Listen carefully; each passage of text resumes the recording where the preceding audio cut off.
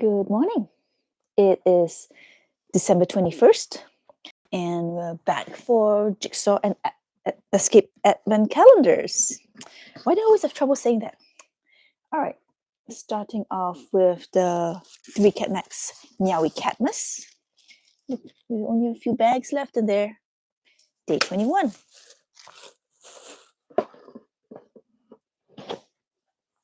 So the letters we're getting so far spells out a dicey sour flower. A little anagram word game for me to do every day. And let's do today's puzzle. Looks like there's a lot of blue. So probably some sky stuff over there. I may have to move my letters. All right. Let's see what we got. Ooh, a new letter. Oh, there's a lot of vowels. And a ton of sky. So, there's going to be so many reindeer kitties. I'm going to have to pull them out at the end and make a kind of diorama. So we call it, just see. So here's today's blue reindeer kitty. Good morning, Dana. Thank you for joining me. I hope you're having a good morning. It's nice and Saturday, last day before the chaos. Last Saturday before the chaos. For me, at least. Because multiple family members are visiting from different parts. So it is going to be a little chaotic. But it'll be fun. All right. I don't know what shape this kitty is in. There we go. That's a tail, not a leg. So it seems like the little cats we've been getting that have been dressed up as reindeers. Reindeer, I guess this have actually been a clue that Santa's sleigh is not being pulled by reindeer, but by kitties dressed up as reindeer. Let's see. There's a lot of blue today. What's there? So I'm seeing a kitty here with reindeer antlers on. How does it join in?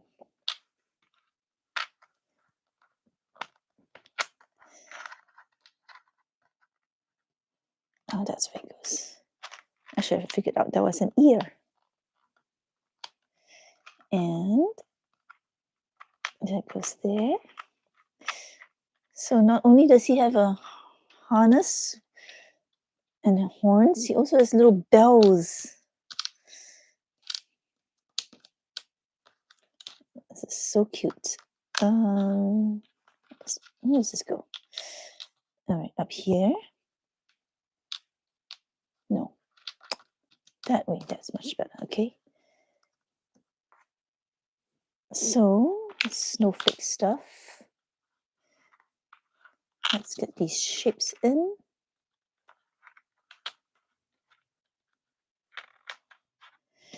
We have a letter O. Okay, there we have it now.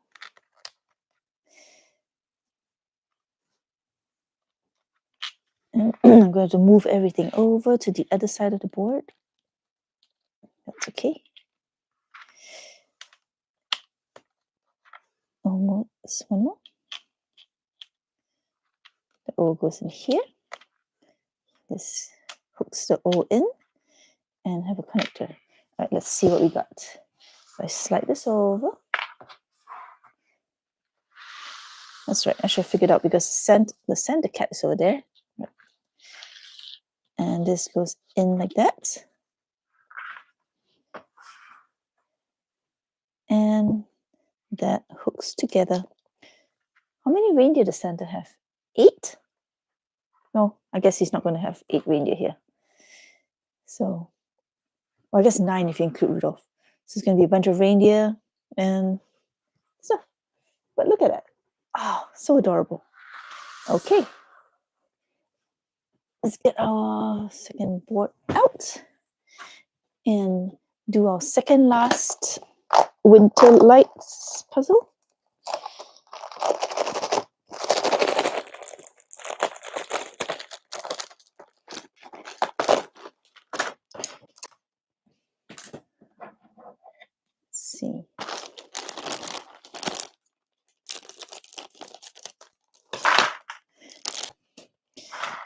So, looks like today is another familiar city scene.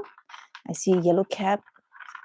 Are cabs yellow in every city? I guess they are known as being yellow. So you see, but I don't really see yellow cabs in LA. If I don't see a lot of cabs in LA, period. It's not like New York, for example, where they practically become a symbol of the city. Like I see this and I think this must be a New York scene. Okay.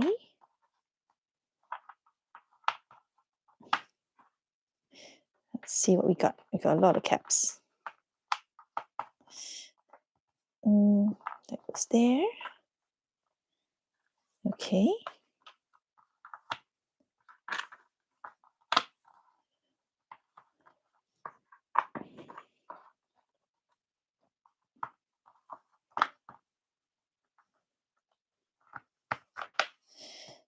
All right.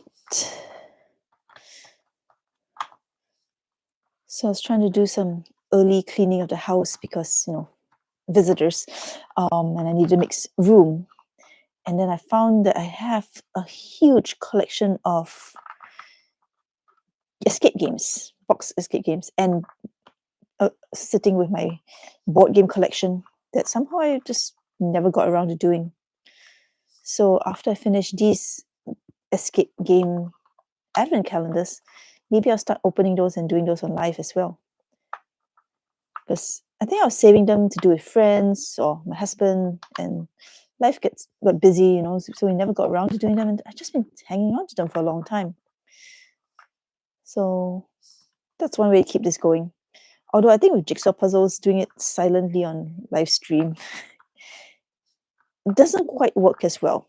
I mean, with these, they're small puzzles, so it's easy to do fast and not as, I don't know, think as hard, which is, well, maybe not always. Like sometimes I do have to stop and think because I start getting confused. Like right now, I'm seeing a lot of blue wall, and I'm having trouble putting it together if I'm not thinking. But with escape games, I think sometimes I have to think out loud for that anyway as I go through the thought process. So it might be worth trying to do that on live stream. So maybe I'll keep live streams going, probably not every day, but maybe 2 or 3 times a week.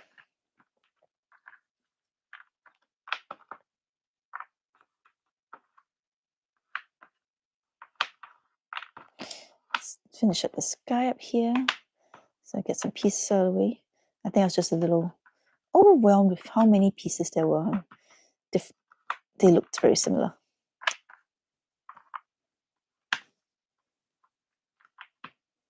At least the shape of these, you can tell from the slant of the pieces.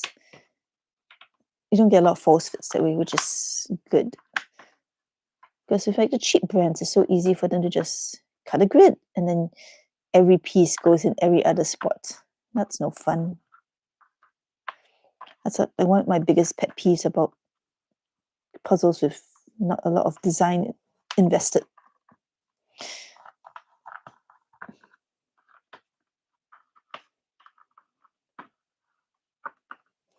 Let's see. Okay, so the skyline is mostly complete.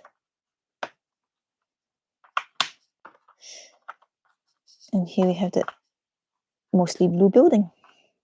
Let's get those last pieces in. I've enjoyed both the puzzle and escape puzzles. I've never done escape puzzle, but watching you do yours has inspired me. Oh, I'm glad to hear that. I love word puzzles, so I think I would enjoy escape ones too. Yes, as you saw, there's a wide range of types of puzzles. Sometimes they're word puzzles, sometimes they're logic puzzles. I think that's one of the attractions for me is that the surprise. Like all kinds of puzzles. Jigsaw puzzles exercise a very visual part of puzzle solving. But then I think people who enjoy puzzle solving in general just enjoy thinking. So there's a lot of range in quality. The exit one is, as you've seen, does some very creative things. There are others that are a little more traditional, so you know what to expect, more like lock style. get 3 digits, put it in a lock, and you open up the next thing, and you get these next puzzle components. So it all depends on what you prefer, or I try. If I do them on live stream, I'll be able to review different types and brands as well, so you can get an idea of what you might enjoy if you want to watch some first. Of course, you wouldn't want to watch all of them because then it'll be a spoiler for you. But yes, I think that's a good thing to try.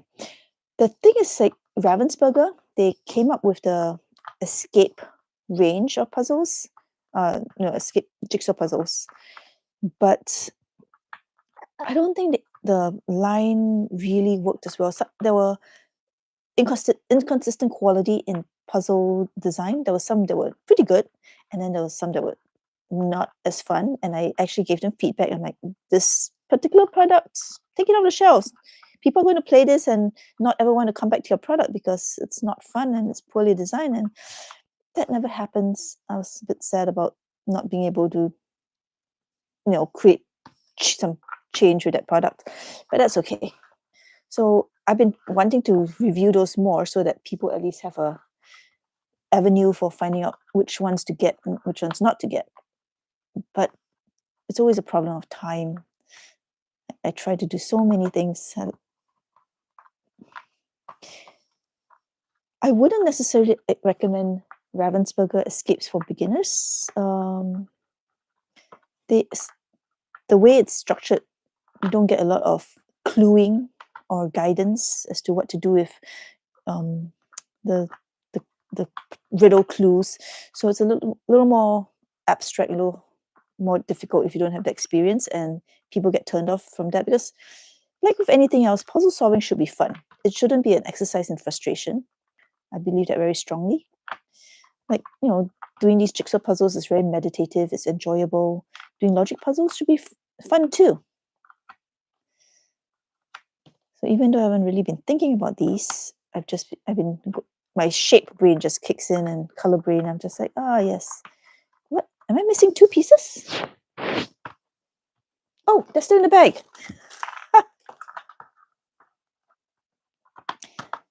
Let's see. That would be great, but you can do only what you can. I've wondered about the Ravensburger. So good to hear thoughts. Yeah.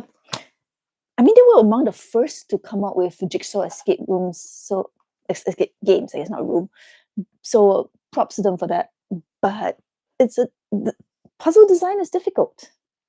Jigsaw design, you get, there's an art to it. You got to know how to put enough visual clues such that it's not frustrating for the puzzler. Escape room puzzles are kind of the same way. You got to have enough breadcrumbs such that there's a bit of a challenge, but not too much. But you get led somewhere. As you can see how I use the clues that I'm given in the escape calendars I've been doing. Those are on a much smaller scale, but you get the idea. All right, so that was Winter Lights. It's a dress shop. A couple of friends sitting on a bench with the dog. Very cozy. Oh, hat shop too. Oh, I like hats. I wish I got more opportunity to wear those. What was I going to do next? Yes, Gibson's.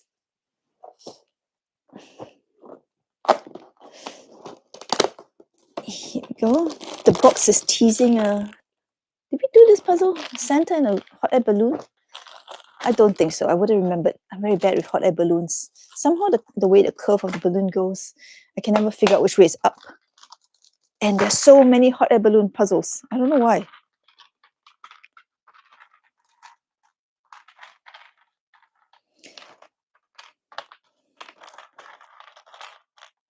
It's funny. Sometimes in Facebook groups, people ask, where can I get a full-time job doing puzzles?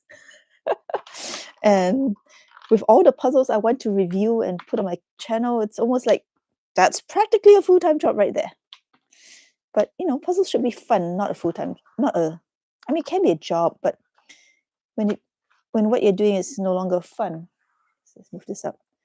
Like, I don't think that is really a good way to be. Granted, not all work can be fun, but there should be some measure of satisfaction. All right, I'm just starting with the blue because that's the easiest to align. Nope. I don't know what I'm doing yet. I look at these little pink feet and I think ducks. I don't think so, because the only ducks we would see at Christmas would be on the table. Do people eat roast duck in this country? I feel like Christmas goose is a thing, so I assume maybe that's why I associated duck as well. This looks like a red barn. Maybe it is ducks. Oh my gosh, he's a beak. All right, and a neck. You know, I thought I was being silly when I said ducks, but they are ducks. Ooh, I learned a thing today. Scrolling Facebook. Somehow Facebook thinks I'm interested in chickens, and it just showed me a post from a random chicken group. And I learned that pecking order comes from a real thing. This one lady had a chicken separated from the others, and when she nursed it back to health and put it back with the other hens in the coop, they started pecking her. So apparently, when hens leave the flock, the pecking order gets reestablished. Like literally, they peck each other until they figure out who's boss, and then that. So when the new hen, the injured hen was returning, she was injured, so she couldn't really defend herself. So she got sent to the bottom of the pecking order. But it's like you always hear the phrase pecking order, and it's because the hens actually established pecking order. It's so fascinating to think about. I don't know anyone who eats duck for Christmas. All right, fair enough. I guess these are geese, not ducks. Just looking at them, I don't know. I'm kind of a city girl, so I hope I didn't misidentify these animals. But yes, the pecking order thing was just, it was funny to read and realize that it came from reality, not just some phrase that people use. No, most people probably knew that. There's a lot of animals I don't know. Where does this go? Oh. All right, let's just keep building up. And then similarly, someone else used the word henpecked in that conversation, which totally makes sense because I guess the hens peck. But it's, yeah, I enjoy little moments of just being surprised like that, because I just never thought about it. Language is just, you use it, but then you don't always think about the origins of some of the phrases. I think a lot of those phrases we use come from some kind of reality. That is true. I mean, there's a lot. Nobody just invents a weird phrase and have everybody pick up on it just because it's fun. But it's like I've seen memes talking about how things change. Like, the save icon is a little disc icon. But when was the last time anybody used discs on any, for any real stuff? So a lot of people, kids especially, have never seen discs being used, and like it's just a save icon. But what does it mean, and where does it come from? So the context just disappears over time, but you still have these symbols that we have co-opted to mean other things. So this is a farm scene. I'm sorry, half of it's off camera. We have the 2 geese and 2 donkeys and snow and a basket of goodies for them. There's carrots and apples. And our illustrator is, I don't know how to pronounce that, CZES, Cezes Pachela or Pachela. And the puzzle is called Hello Donkeys. Very cute. It's very pretty. I don't do a lot of photo-ish images. I mean, it's not photos, but still, I don't do a lot of this kind of images. I don't know why. I just think I have a preference for illustrations. Everybody does. So, good morning, SD. Thank you for joining me. Now we are working on Peace Relax, day 21, if I can figure it's all over the place. And here's a little one today. What are we making today? Oof. I think I see a magnet. Yay, the second magnet of the month. So yes, there's a little magnet here. And it's brown, so I'm going to guess gingerbread. Something cute. See? Oh, it's already, actually comes out, but it's already put in for you. And it's a pretty strong magnet. Well, let's see. In Germany, we actually eat duck for Christmas. Oh, look at that. An international point of view. That's cool. Thank you. Maybe duck is more common than geese there. I mean, regionally, you just eat what you have, right? But that makes sense. If it's like a special celebratory dish. That's cool. Thank you for weighing in. So yeah, I was talking about the geese in the previous image that at first I thought were ducks.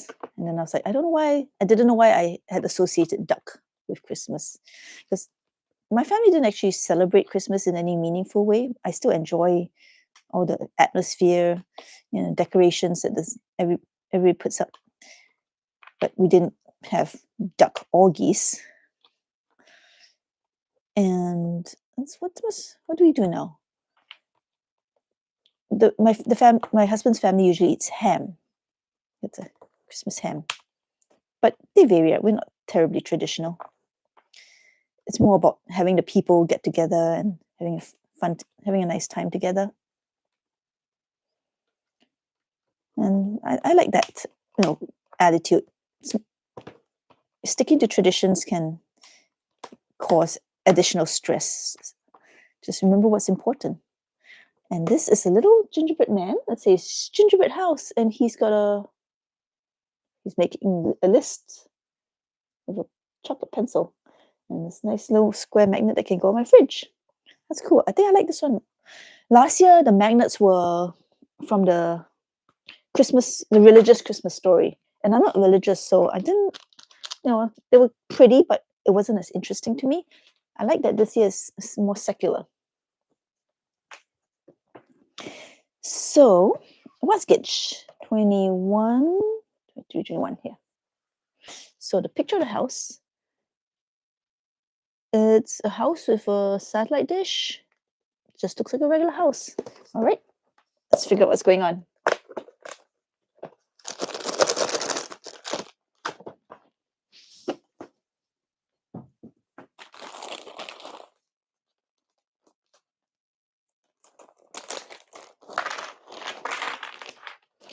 Okay.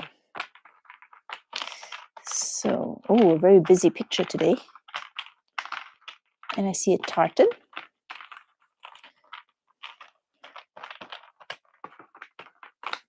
Speaking of tartans, my last name, McLeod, has a tartan. I think it's one of the most recognizable tartans because it's bright yellow. Like most tartans are red, sorry, with, like base of red with different colored threads to it. McLeod, for some reason, is just bright yellow.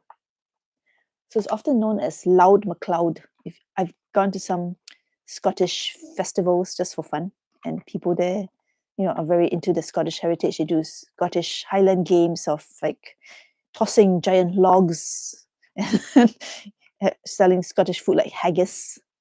It was just for fun.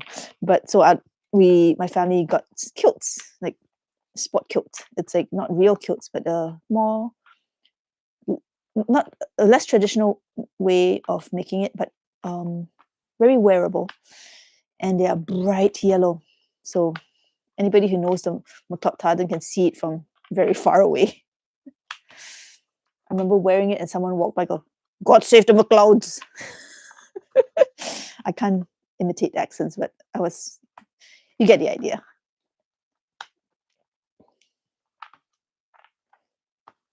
I think National Tartan Day, at least in the US, is April 4th or something. I would pull out my tartan to wear on that day. I mean, I'm not born of a cloud, but I thought it was fun to adopt it. Okay, so I put together some plants there. This looks like the top of a Christmas tree. This looks like the bottom of a rug. And there's just so much going on. And where's the tartan? Oh, it looks like someone's pajamas, maybe?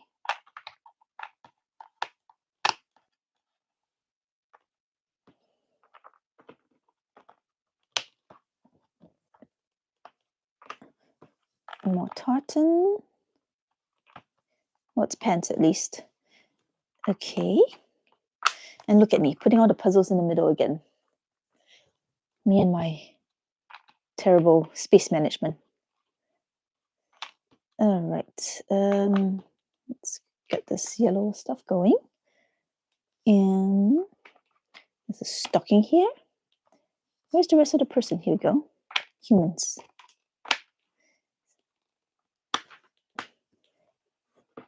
And that's the face, the hands, the mouth. And let's just go up here. Oh, it's a fireplace. It's not a rug. Okay. So that's there.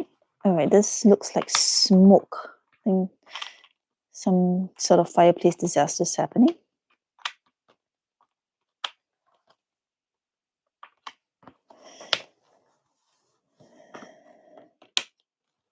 And that connects there. This connects in there. Okay, so let's finish up the yellow. How does this go? That way. Definitely some kind of smoke happening. All right, let's finish up the side. That's a bright blue present. And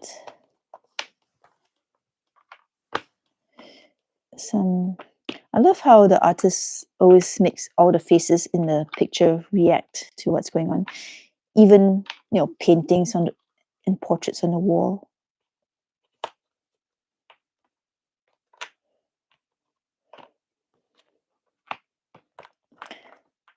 I don't actually know the name of the artist who does the Jigsaw puzzles. I assume it must be the same artist because the style is always the same. Unless like a studio or something, everybody has to do the same art style if you want to be part of the studio, which is not far-fetched. There are definitely places that do that. Like Thomas Kincaid, I believe, has a bunch of artists that work in his style. I don't know for sure. All right, so what have we got? So ladies wrapping gifts, which I still need to do mine. And there's a present labeled a surprise gift, do not drop. I'm going to bring this up so you can see it. I don't know what it could be. A bottle of alcohol? What's round like that? Maybe it doesn't matter. But yes, she's wrapping and she's got a bottle of O'Flaherty Irish cream. And yeah. I feel like you can just barely see what's going on inside the present. No? All right. Still. A little Christmas shock there. And back in the stack. And I think it's on to escape puzzles. So, let's see. We are in Japan. Is this Japan? I mean, I think I wanted to say Japan because of the texture in the back. Sorry, this is Professor Charlie's World Tour. But I didn't know orcas were associated with Japan. In fact, don't they hunt whales there? Let's see. Can you imagine? I have traveled all the way to the land of the rising sun. Konnichiwa. I am not at my destination yet, but the light is getting brighter on the horizon. Origami is today's keyword. I will reach the next country on my journey by sea. And there's a whole bunch of explanations. Oh, this is fun. I'm going to do this.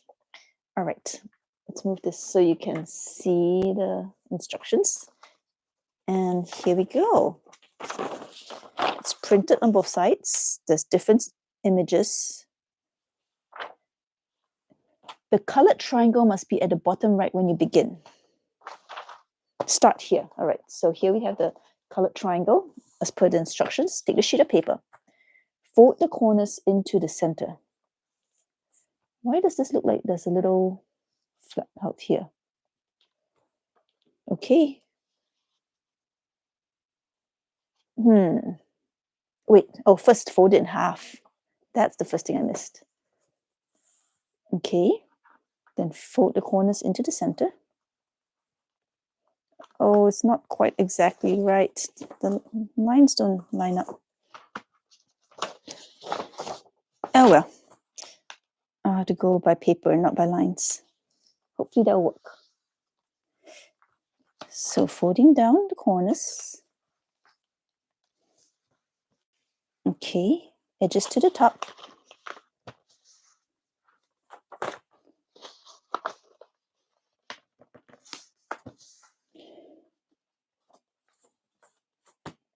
One corner forwards, the other backwards.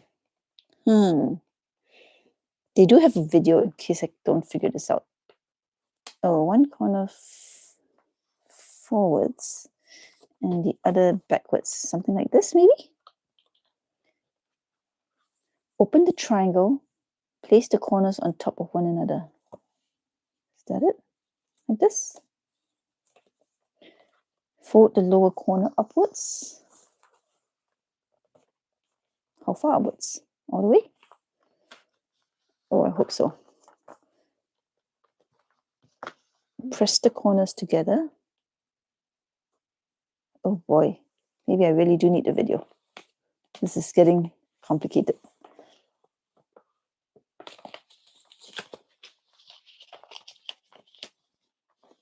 And pull them apart. Oh wait, it worked. Ahoy! I've got a boat.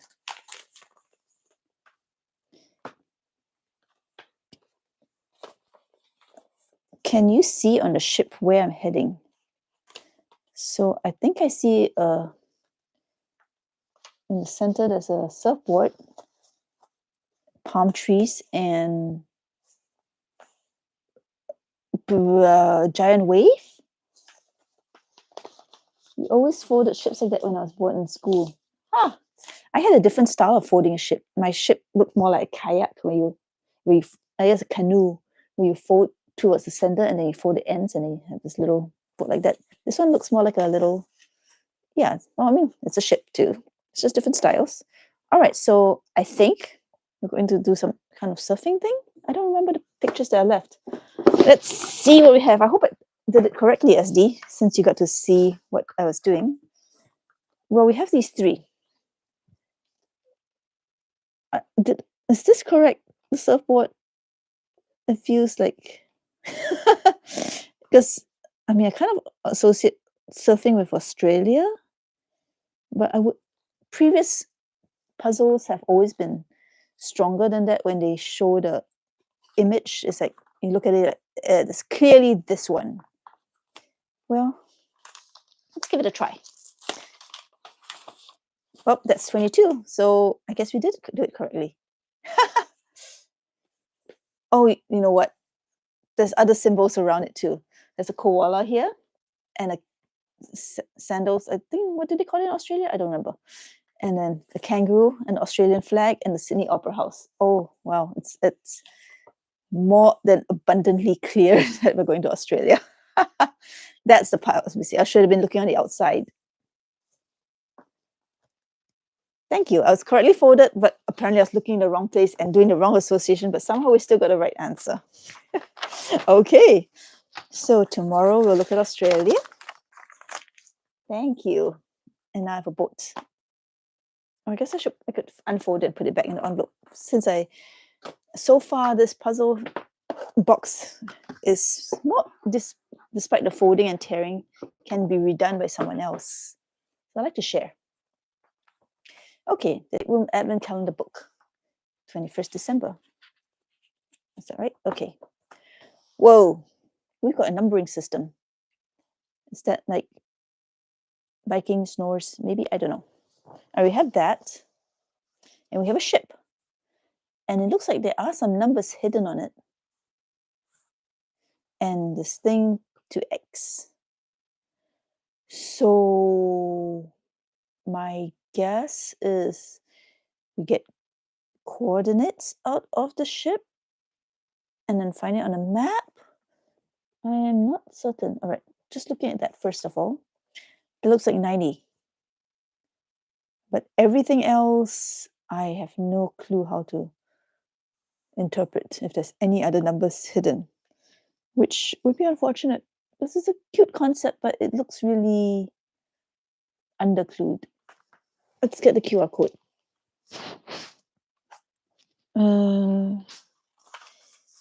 Here we go.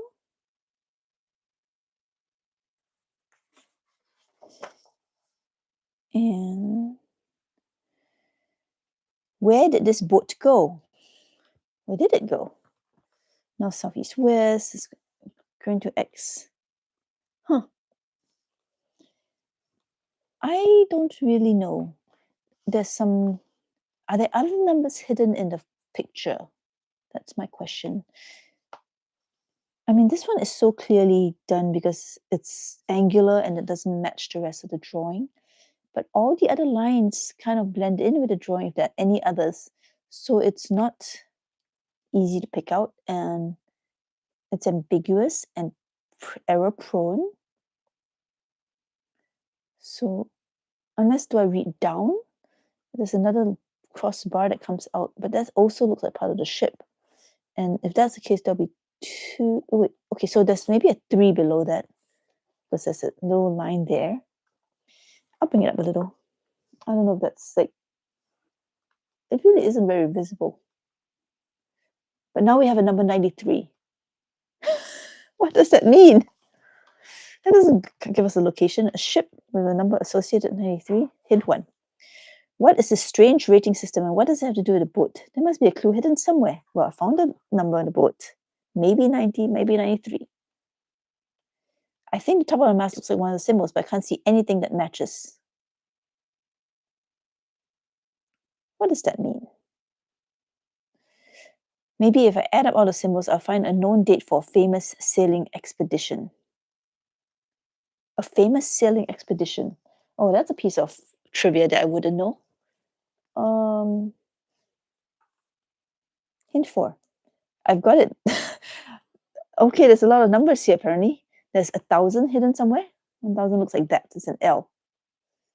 I guess maybe it's a number below. Okay.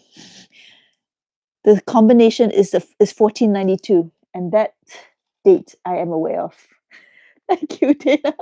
I should have seen that. So I guess the reference is to Christopher Columbus sailing to the United States of America.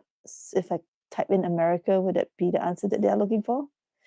That's the right answer. You know, I didn't grow up in America. So the only, I'm going to have to admit to this, I learned this, I remember this date from a song by Amy Grant, I think. It was very popular when I was growing up. That's a puzzle. And I got a bunch more coordinates. I guess at the end, we're going to have to do something with all those coordinates. I'll do a screenshot. And that will be good for 21. All right, exit the game. Yay, let's do story time. 17, 18, 19, 20. Okay, short one. The next room is black as night.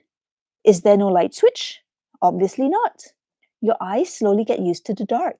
You can vaguely see various objects. Several cardboard boxes stacked on top of each other. A hat that has seen better days. A rocking horse. 2 coconut halves. Oh, this seems to be some kind of props room stuffed full of interesting things. Discarded bits and pieces. Some old paintings. Hey, they would actually look really good in your drab living room. Something about the sight brings back strange memories and almost makes you a little sentimental. Hastily, you fight the urge to sing Last Christmas.